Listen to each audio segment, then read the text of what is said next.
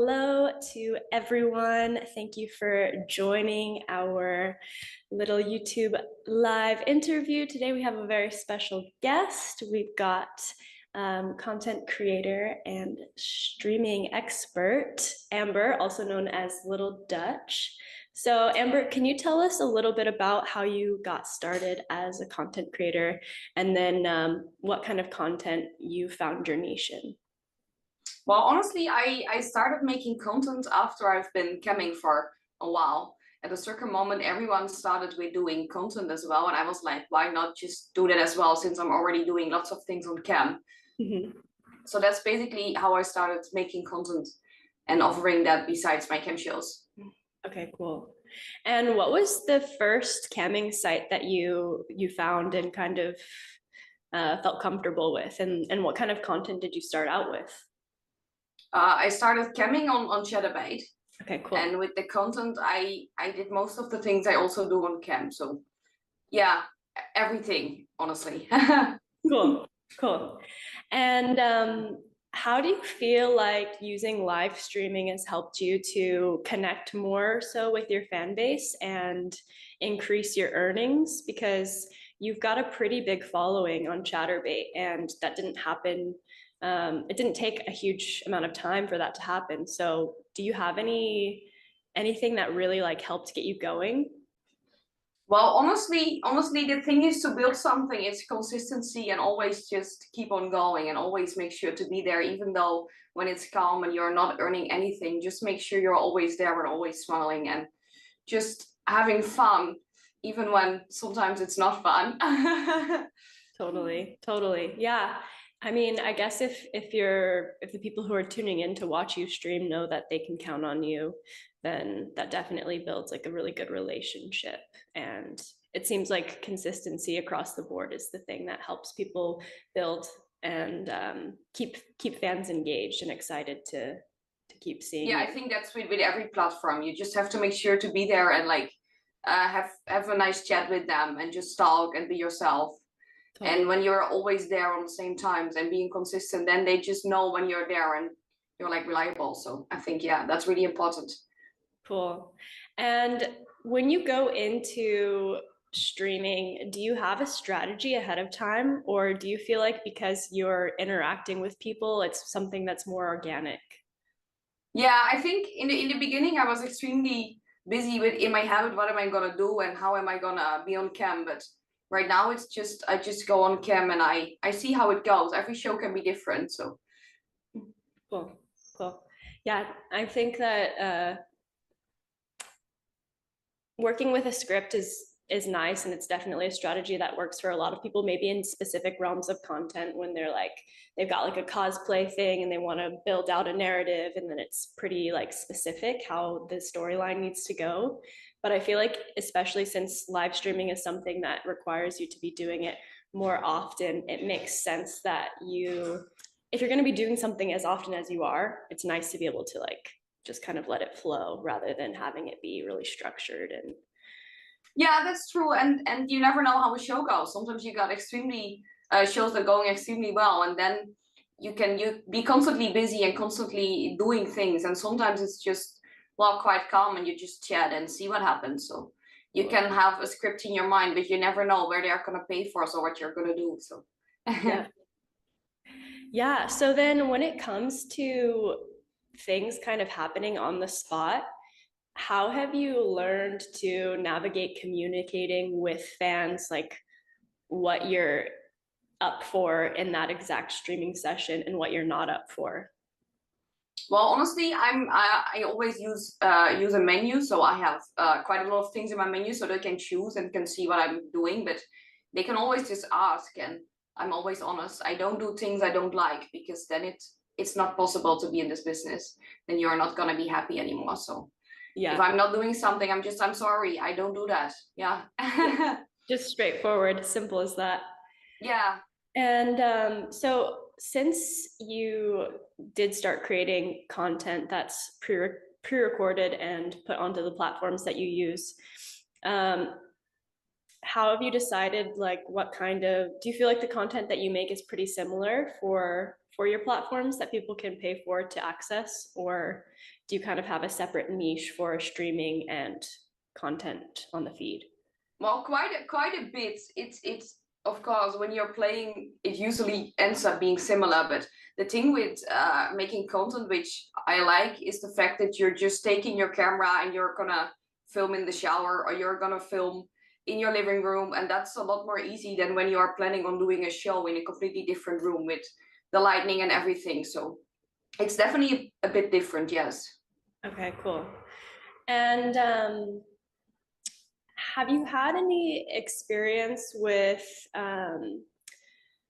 feeling pressure to keep fans engaged for the duration of a live stream? And what do you do to kind of ensure that fans stay for a whole show? Well, honestly, the pressure is always there. I think everyone in this business, no matter if you're camming or you're making content, there is always a certain amount of pressure. Like, are they not leaving me? Do they still like me? Am I doing it well? I think that's always in your head. But Yeah. honestly, I'm like, if they are leaving, then yeah, some people just come by and well, they finish themselves off and they head off, and other people like to chat and to communicate. So there are so many people coming in and going out that there are always other people. So Right. You're gonna get a diverse crowd, and yeah, not everyone is up to well, becoming friends or like online friends. Some people just come by and you never see them again. They spend an amount of money and they have had fun, and never see them again. So I think everyone has a different reason why they are going online. right. Yeah, of course. And I wanted to ask you, with the menu that you have set up for things that you fans can request from you, um, does it involve like because I've seen a few live streams with things like Twitch and this kind of stuff, and people can send in donations with requests. Like when it comes to your menu and working out like what you're gonna make money wise over the course of a streaming, do you have like prices set? Have you ever gotten any sort of like um, crazy tip or anything like that from a viewer? Yes, I've had last summer, I had a guy who spent over 1 million tokens in 2 months, which is more than $50,000. So yeah, that was the craziest guy I've met online. Yeah. That's so wild. And what does it feel like in the moment to receive something like that? Is it, I mean, to see that kind of money come in must be super, I don't know, hard to. Yeah, it's crazy. I can't really describe it. In the beginning, I was like, no, it's not real. He's fake, or he has fake tokens or something, because you just don't believe it that someone is able to spend such an amount of money on someone you don't even know. I don't know. It's crazy. Yeah, for real. So another question that I have about the sites that you use to stream, when it comes down to getting people there, of course you mentioned that sometimes they're kind of quiet and not a lot of people show up. But do you think that having a site that is well known for streaming kind of brings traffic organically, or do you feel that you have to really invest in your strategy on like promoting on social media and this kind of stuff to get the word out that you're going live? Well, yeah, I have been on the same schedule for such a long time that my regulars or people will always come, knows when I'm there. But when it comes to getting new people, it's just important that they are able to see you. Chatterbait is such a large site with so many pages that you have to make sure you be always on page one. Because let's be honest, if you are in the mood, you are not gonna scroll down all the pages to find a model when they are like on the front page. Yeah. And how does that work with getting onto the page one? Well, honestly, I think no one really knows how they have their algorithm like sort out, but it has to do with the amount of people in your room, and then people who are registered. So not anonymous users, because you have them as well, but they doesn't count. And it has to do with the amount of tokens. It's a combination of everything, probably. No one really knows how the algorithm works. So yeah. So wild. Yeah, we've been talking a lot about how each platform has a different algorithm. And so you don't really know what you're getting when you invest time into one platform over another because each like discovery feed is different and the Yeah. algorithm is different. And so, yeah, it's important to try to find a platform, especially when you're getting started, because if people don't know who you are yet, it's hard to make sure that you're going to have a lot of traffic to that streaming event, and then like you might be pushed back, you might not be right up the front when people are looking for something to join. So yeah, it's a whole thing. It's kind of just like all the I mean, every single algorithm on any sort of platform you can use today is kind of a mind fuck. It's really, Yeah. and when you think you know like what you're working with, I feel like it's constantly changing. So It is, yes. And if you honestly, if you want to see if something works, you have to put time in it. So when you're like being successful on one platform, it's really hard to try another one because you know that it takes time to build something, but you also don't wanna lose what you have built on the platform you're working on. So it's really complicated. Yeah. yeah, definitely. And I mean, yeah, because if you got started with the platform with Chatterbait for streaming, and then you decided to expand, and now you're on Fancentro and potentially other platforms as well. If you know that you're making a lot of money with one platform, what do you like? What is happening in your decision making of deciding to invest in another platform? Like, what are the things about a platform that make you decide like, okay, this is going to be extra work for me, but it's worth it? Well, yeah, that's honestly really hard because well, there are so much platforms out there, and I think it also depends on who you're asking. But some models would say, "I'm a big fan of this site; it's the best out there." But for me, it can just not work out well. You never know. Yeah. But right now at a point that I'm like, it took me, Naya, quite a lot of time to build this. Also the fans. That Yeah. I'm like, why going somewhere else if I'm doing well here? Right. With Definitely. content sites, for me, it's different because I have a huge amount of content and I can just put it on Chatterbait and see if I get people over there and just post there. That's no problem. But when it comes to camming, I don't know. Yeah. Yeah, I've seen some people use, of course, a lot of creators are using TikTok for marketing right now. And sometimes they'll go live on TikTok and it's just kind of a casual stream, like them cooking something or washing dishes or whatever. And then I've also seen this kind of like parallel live streaming of using a live on one platform where maybe you get like a more mainstream audience, and then they can see that you're on another live somewhere else, and then they get really curious and they're like, oh, like what's this live? So I don't know, I mean, I think that there's a lot of like really interesting tricks out there right now, and Yes, there is. Yes, it's just you just have to find the way that works for you and definitely. which is worth your energy because there is so much out there. You just can't do everything. Yeah. And something really cool that I was excited to learn about you is that you do streaming, and you've shared some of your live streams playing Call of Duty onto YouTube. Um, is this something that you do for fun, or is this something that you also do to like bring traffic to your other streaming? Yeah, there is a reason behind it. Yes, I do love to game and I've been doing that when I had the time for it. But I was like, why not just try YouTube and see if I can get people from there who don't know me from Cam or from my content sites and see if I can get them to join as well. You never know.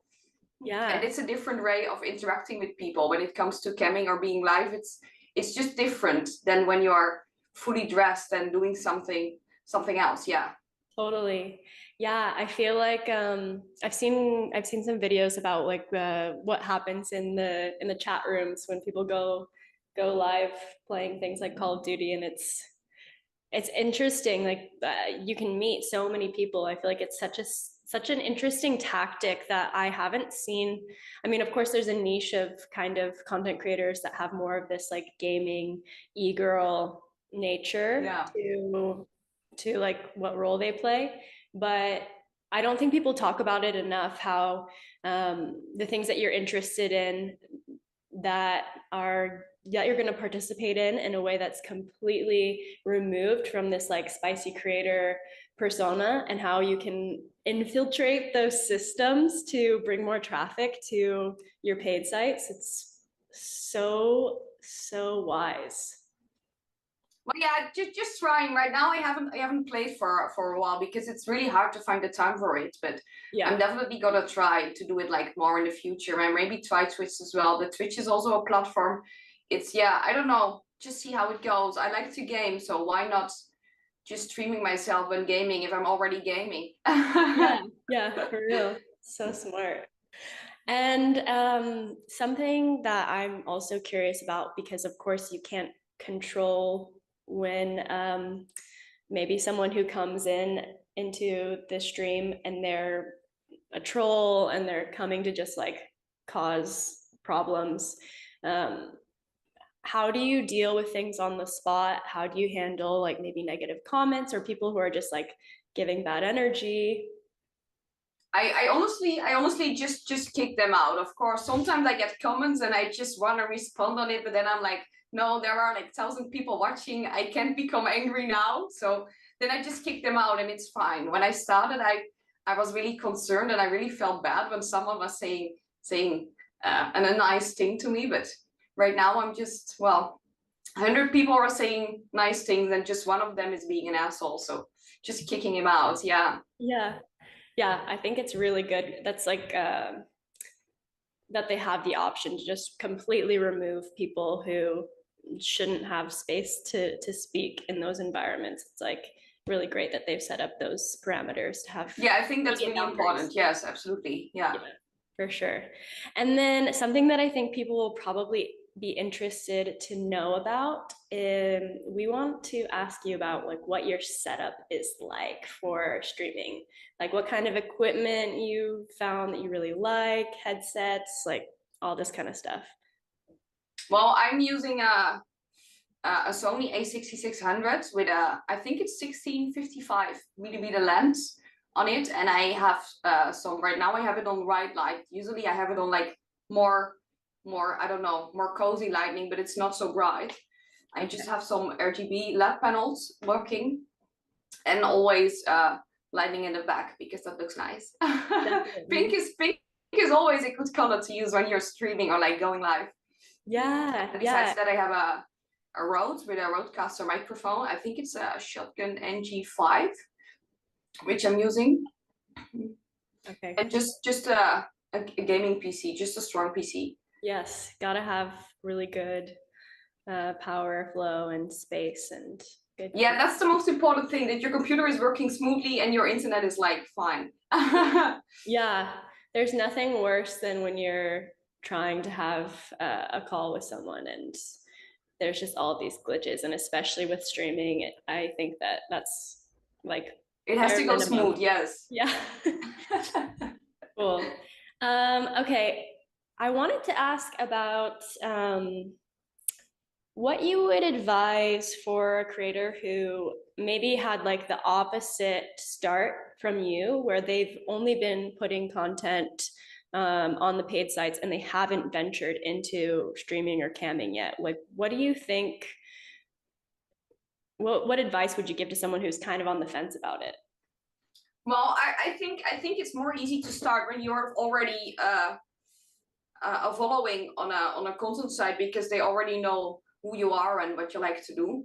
So Mm-hmm. yeah, I think it's really important to just pick a site where you think it should work, and just make sure to put lots of time in it, lots of time, and tell your followers on your content platforms that you are live. Use Twitter is a really good example, because Instagram is really tough when it comes to those things. So Yeah. just make sure to promote it and put as much hours in as you can, as Cool. long as you like it, of course. But Yeah.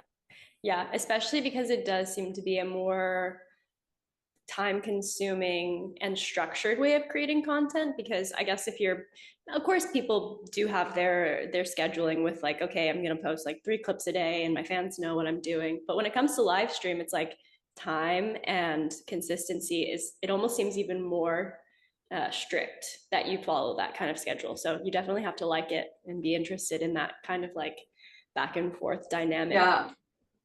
Yeah, it is. You really have to be structured just because people know then when you are alive and when you are out there.